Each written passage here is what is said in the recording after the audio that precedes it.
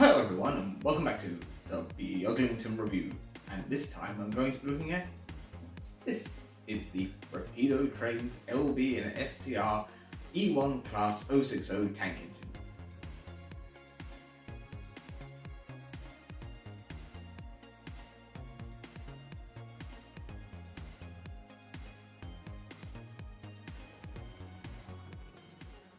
Yes, so this is the Rapido Trains UK 00 gauge LB&SCR E1 060 tank engine, which I originally was going to get one from France. I had it on pre-order, cancelled it. I think that was patents or something like that. Then I pre-ordered this one through Rapido, and it's sort of special. So I'm gonna explain that at the desk. So we'll go over to the desk and we can unbox this and see what it's like. Yes, welcome back to the Beaglington review, and we've not done one of these in rather a long time. I haven't really had anything new to kind of look at to do a proper sort of Beaglington review of. Obviously, my reviews are not going to be as in-depth as other people's. They're more like an unboxing and have a look and see how they go. So, here we have it, the Rapido Trains E1, and it's got these lovely pictures on the box of the locomotive. And as you can see, this one says, produced with the help of the Brighton Circle. So, we'll turn it around and I'll let you see which one it is. It can only be one, I think. It's the LB&SCR E1 Marsh Lined Black, number 110, DCC ready. So, the E1 was announced by Model Rail back in 2018. I'll just explain while I try and get this out the thing. As a magazine exclusive that was going to be made by Rapido, I think, and it was going to be out in about 2020, but then in 2021 Monorail said no, we're withdrawing from the project, and Rapido sort of thought, well, we could continue with it. So then they made an online poll to gauge people's interest, and they confirmed in 2022 that they were going to be making the E1s, and they had the renders and the livery options out within that year. And they announced there was some exclusives at some shop, the Times or something, I don't know. They kind of fell through. But this one in particular, like I said, it came out of, like, there was a batch announced, and then eventually this was announced afterwards. And the Brighton Circle, basically, all the profits from this sale are going to them, and they're going to be donating to the LB&SCR preservation projects, I think, to help preserve real engines on the railway. There we go. We've got the box lid off at last. So we've got this, which is the owner's manual, and apparently there are some things that are some issues with this manual. So there is actually an updated manual online that Rapido have done, I think, that you can download or whatever. So I probably won't be fitting any DCC decoders or any of the fiddly bits. So yeah, but there's a good guide here, some photos and things, and it's written out. There's the parts list and the exploded diagram. There's lots of parts there. So yes, so this is the E1 110 in Marsh Lined Black. So Douglas Earl Marsh, he was, I can see that. I'll tip it up in a minute so you can see. But Douglas Earl Marsh was, he lived 1862 to 1933, and he was the locomotive carriage and wagon superintendent at the LB&SCR from 1904 to 1911, when he left due to ill health, or perhaps people not particularly liking him. And he got rid of the Stroudley improved engine green and the yellow or whatever, I think, and he got rid of names on the engines, and he came up with the Marsh Umber livery. But this one, which I can find basically no information online about, is the Marsh Lined Black. And look at that. Doesn't that look fantastic? It's so unusual. And I was really interested in the green liveries that they were doing, because I'd never seen them, the goods green. And I kind of missed out on the LB&SC one, because I didn't know how many they were going to be making in the Umber or the other liveries. And then I saw this one, I thought, I've never seen that on a model, so I'm going to get that one, which is why I got this one. So we'll see if we can get it out now and have a look. Wow. Sorry, the The lights in the room just like glinting off of it. So this is very well packed anyway, so you've got nice sturdy foam, and you've got extra bits of padding inside the clamshell as well. Something's fallen off though. I can see something floating around in the box, so that's not necessarily a good sign, but this thing travelled internationally. It's been on one side of the world to the other, and then it's had to go through the post to Ireland. So I'm going to move the camera down and we'll get a bit of a close-up. There we are, that's a much better view. So, the E1 110 was originally burgundy. Well, I suppose it was burgundy-ish in colour, maybe. No, burgundy was its name. And it was made in 1877, or rather built in 1877, and it was withdrawn in 1927. But it then went to the Canakin, is it Rugeley, I don't know, colliery, where it had a new boiler, and it worked there, and it was withdrawn in 1963, whereby it was preserved. I'm not too sure about the story after that, but I do know that it's preserved on the Isle of Wight. So it's currently been on the Isle of Wight, I think, the Isle of Wight steam rower since they got it in 2012. And they basically, it's not running at the moment. I don't think they want to get it a new boiler and restore it so that it can be done up as W2. So they had, I think there were 4 E1s or something like that on the Isle of Wight, and W2 was Yarmouth, so they want to do it up like that. So we'll be gently now getting this out. Ready? Wow. That is sleek. Paintwork on it looks fantastic. What is in the bottom there? It is the top of the toolbox. I was not expecting that to be a part that had come off, but, you know, I should go back on. It's got pegs. Doesn't appear to be any sort of adhesive. Sorry, it's all gone out of focus now. There doesn't appear to be any sort of adhesive used to hold it on. There certainly isn't anything on this part. So that's a bit unusual. But bear with me as I try and fit this part onto the model. It's not actually going to stay on. Don't think. No, right, so I'm going to leave that off for now because I don't want to fall off on the railway, and I don't really want to get glue all over the model before I've had a chance to run it. Now we can put on this little foam pad, I suppose, and we can get a nice look at this. So, yes, this is the LB&SCR E1 No.110, and I like in the images you get like an idea of delivery and what it's going to look like, but it really isn't the same as actually seeing it, because you know, we see a nice BR black locomotive with red lining. It's kind of like that, but sort of more ornate. I say we can zoom in on the cab. You know, I haven't got a brilliant camera, but you can see in there the cab detail. You've got the gauges there picked out with the striping, and there we are. You can see inside the cab now a bit better. And you've got these coal rails on the windows and around the bunker. It's a nice coal load in there. All blurry again. Making aims at this. Anyways, yes, so you've got these grey rods. You can see there's some stuff modelled underneath of the motion. There you go, that's a good shot of that. So you can see there's a nice red motion bit in there. You've got these condensing pipes around the side that go into the back into the tanks. The buffer beams are fairly plain, they just say 110 because, you know, Marsh wanted to have a nice simple livery, I suppose, for his engines and nothing fancy. There's the pipe here comes along and it actually curves down towards the tank. Like, I don't think it's bent, it's just the way that it actually goes, I think. Like there's it's very fine over here, like the pipe work. I don't want to pick it up too much because I don't want to damage it. There's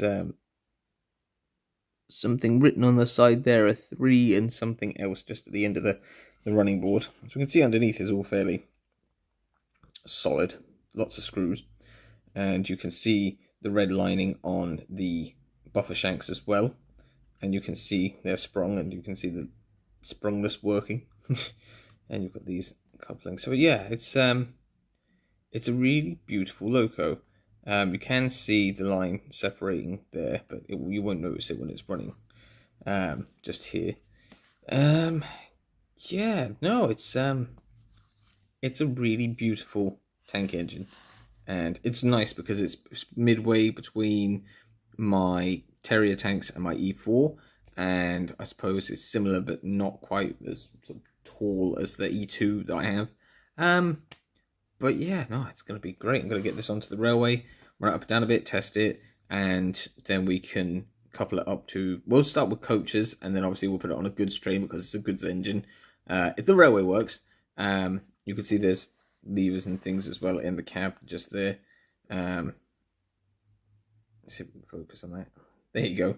Yeah, like I said, it's a very nice engine, and it's a shame that the top of the toolbox has come off. But we will get that stuck back on eventually. Right, let's get over to Beaglington-On-Sea. Well, there she is on the railway at Beaglington-On-Sea. And so we can turn on the power for the first time, and hopefully the railway will work and we can get this engine running. Ready? They're using the HM2000, and I can hear it humming anyways.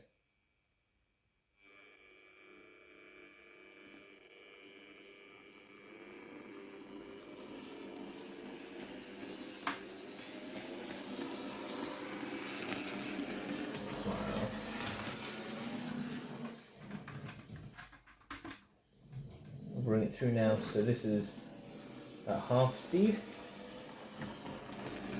Look at it go. Just spotted the firebox glow.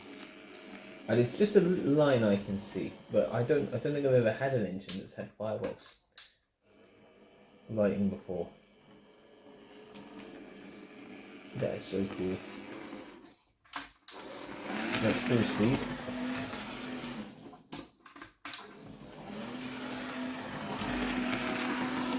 Interesting noises. Reminds me of sort of a smoother sounding Dapple Terrier. Of the, you know, this old one like Minories here. Not the new one. I don't have a new one. I have a new Hornby one. That is so cool. Let's see if she can get through these points.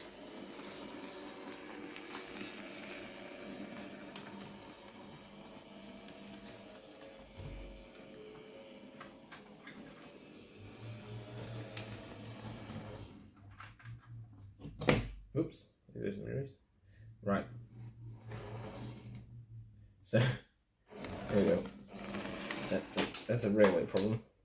They pull some coaches through. There we go. Sorry, mirrors. Right, we'll shunt the coaches into the platform. And then we can run the train around. See the camera. There we go.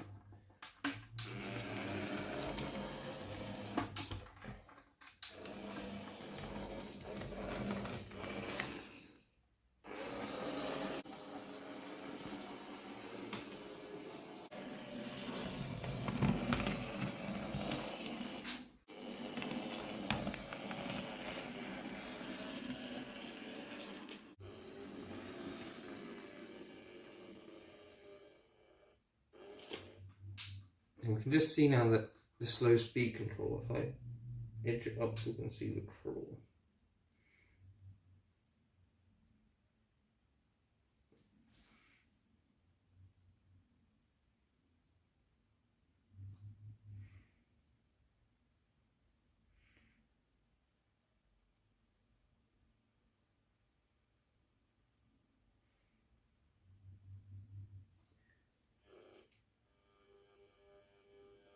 This is a bit of a noisy crawl, but a nice, relatively smooth pull away.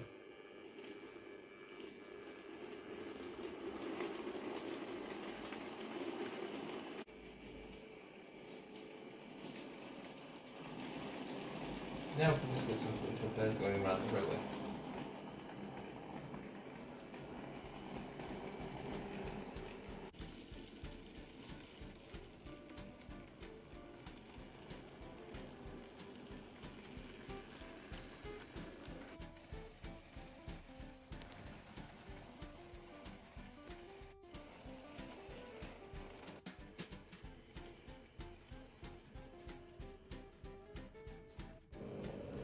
Really good speed control with this, like slow speed control. Doesn't have any issue whatsoever with coming up that really steep corner there.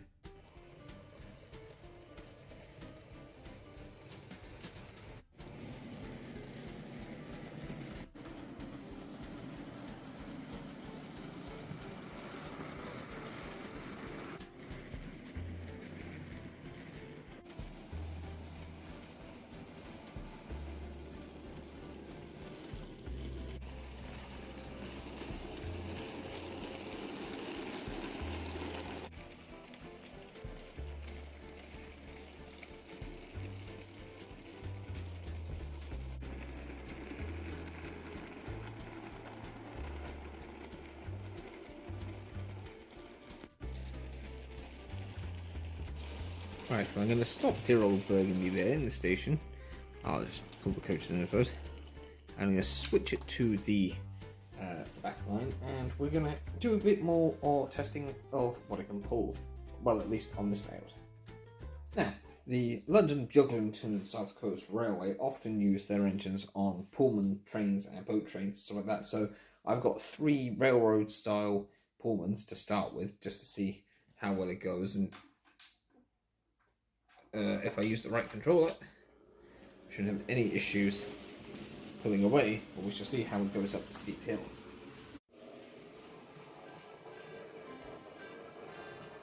Bear in mind, I've left this on a slow speed. It's doing really, really well.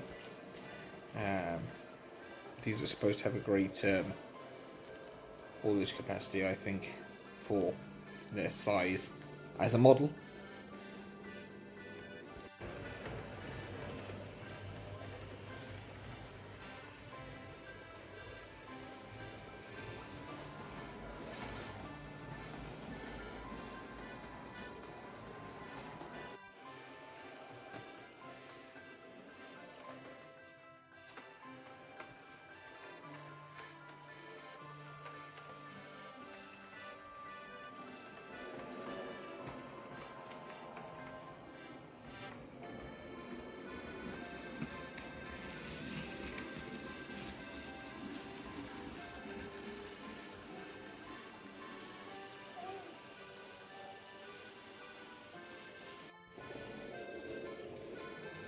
I'll just leave this complete another circuit, and then I shall get out some wagons. We don't have Spopus with us today, but we do have Emily! Say hi!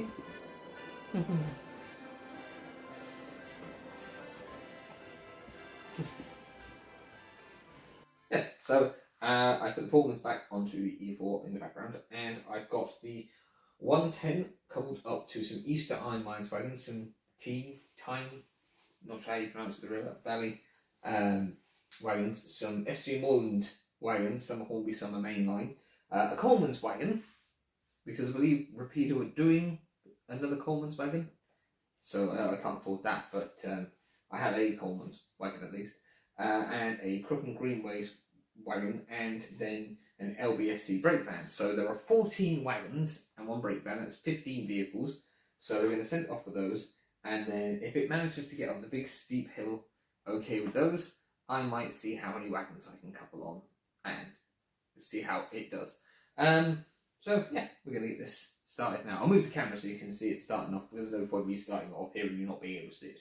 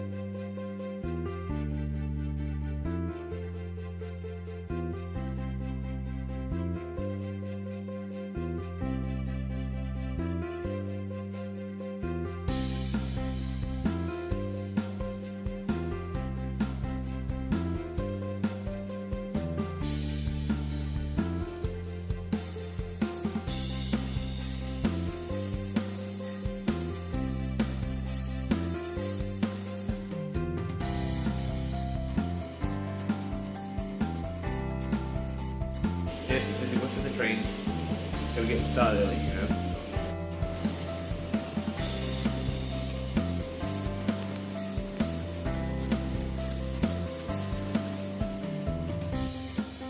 We'll just take a brief pause because my co-presenter is asleep on.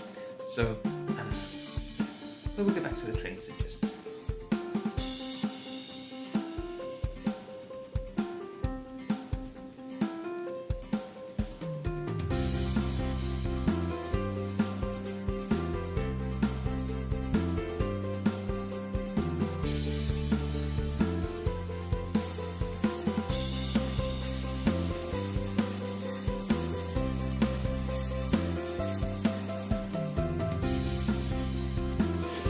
So, it managed to haul the 15 items. So we've now got 1, 2, 3, 4, 5, 6, 7, 8, 9, 10, 11, 12, 13, 14, 15, 16, 17, 18, 19, 20, 21, 22 wagons and brake van. That's 23 items running behind the E1.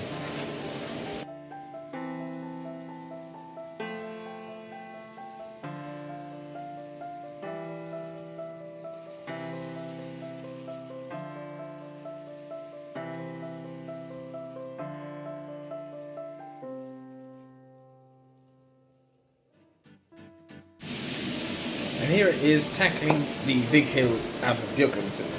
And I'd like to point out that I did actually have it coupled up to 30 items in total, 29 wagons and the LB&SCR brake van. And it was running on the level track perfectly fine. But obviously we have a big steep hill in Beaglington that leads up to the viaduct. So, you know, it's never going to manage that with that many. Because it's a really stupidly steep hill.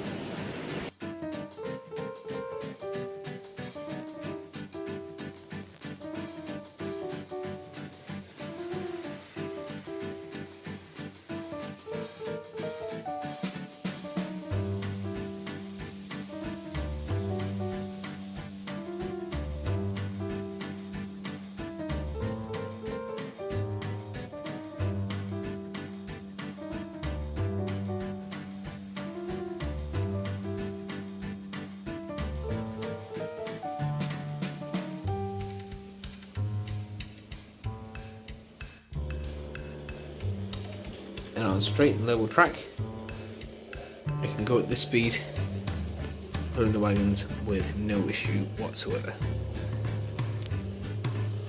Just look at that, like.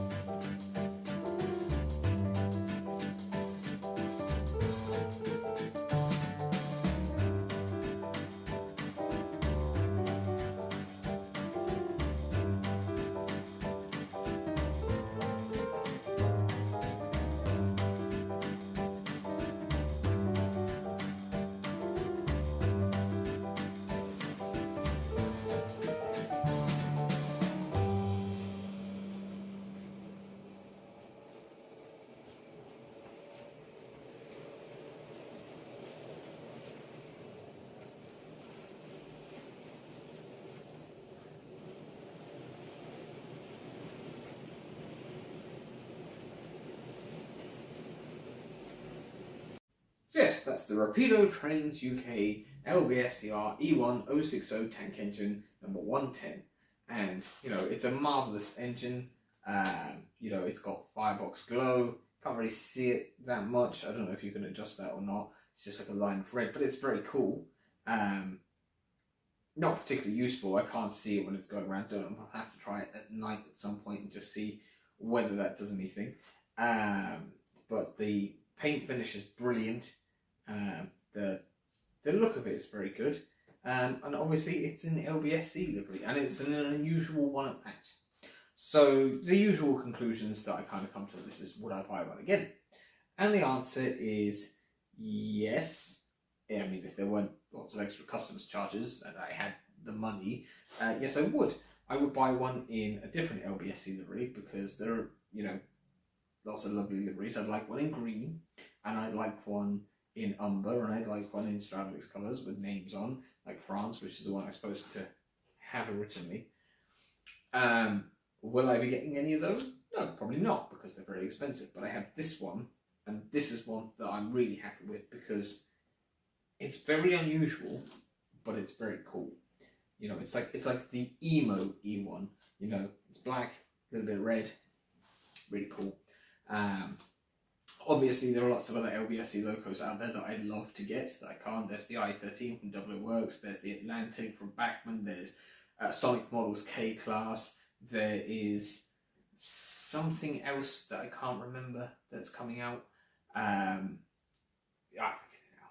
But yeah, there's lots of them, and there's lots of Terriers that I still haven't got as well. You know, but for me, I think I picked the right one for myself because I've got LB&SCR Umber over here. I've got Umber over there. Somewhere Minireese is also in sort of a dark weathered engine green. I've got Stepney in light yellow. I've got Merton somewhere in Stroudley improved engine green as well. So I've got a nice selection. The only one I don't have is Goods Green, but I have this in this livery and I'm really happy with it. And there's something else as well. There's a nice gold band here on the Westinghouse pump.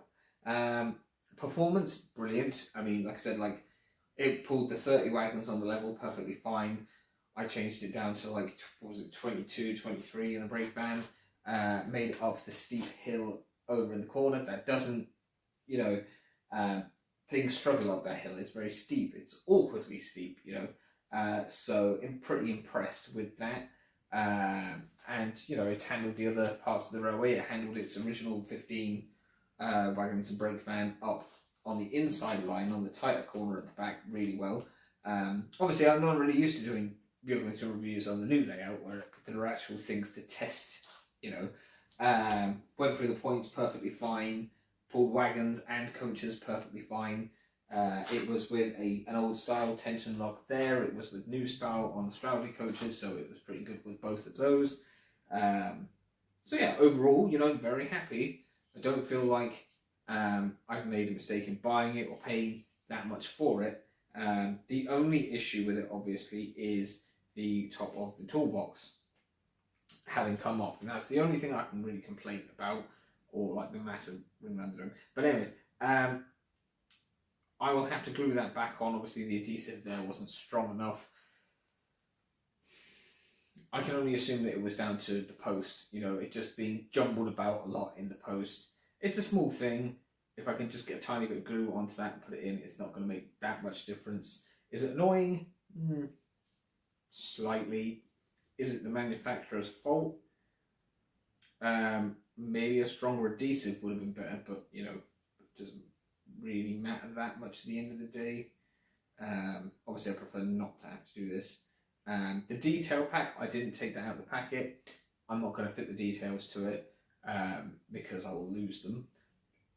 Other reviewers, go out and check other reviews and see what they did with the detail pack. I'm not doing it. So I'm not going to like say, oh, you know, it's good or bad based on the detail pack. But as the core locomotive itself, very happy.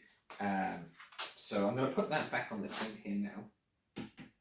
And yeah, that's it. Bit rusty at this because I've not done a review in a very long time. Thank you very much for watching. Thank you for sticking around if you stuck around to the end of the episode. And I might see you again for another Beaglington review in future. Who knows? Not me. But you've been a wonderful audience. I've been a wonderful Alex. And Emily was quite good too. So, the one that E1 was very good. Yes, so anyways, that's it. Thank you for watching. Don't forget you can like, comment, share and subscribe. Don't forget to subscribe to the channel. I have a page on modeltrademedia.com or some website. I'm a bit lazy with that, some new thing that's come out. And yeah, that's it. Oh, and also there's the subscribe bubble and the playlist thing. But for now, I'm off. So I'll see you again soon, but who knows what I'll be doing then. Ta-ra. Quick question. Was I right to buy it in Marsh Black, or should I bought it in Marsh Umber?